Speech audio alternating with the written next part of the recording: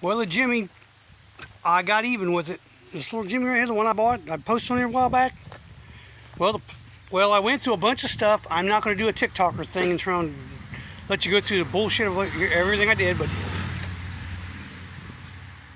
it can either be electrical, the fuel pump, which this sure was, the fuel pump was bad, so I changed that.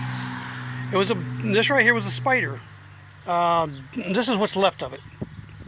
Had a bunch of little hoses coming off of it. That was bad.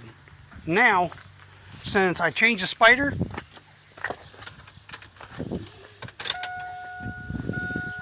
fuel pump comes on.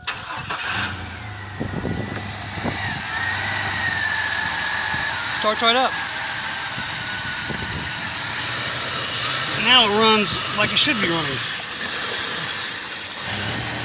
Until I get an exhaust, until I get a vacuum leak on it.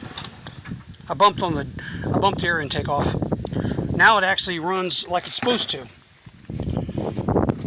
I had to put a stripper cap, a rotor button on it, because those right there, obviously those are bad. It's general tune-up. I replaced a few sensors on this thing here. Nothing was wrong.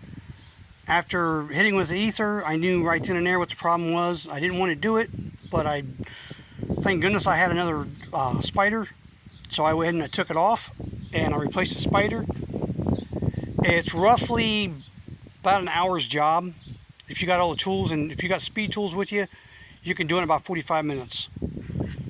It's not a hard job. Anybody can do it. It's just tedious and it's just aggravating. But the 2000 Jimmy is running now, and it's running rather good. I can tell there's a few more spark plugs I've got to get to that I couldn't get to, but I got to change some spark plugs on it, and then I'll be up and driving this year. Put some new brake lines on it, put some new fuel lines on it, and it'll be up and running.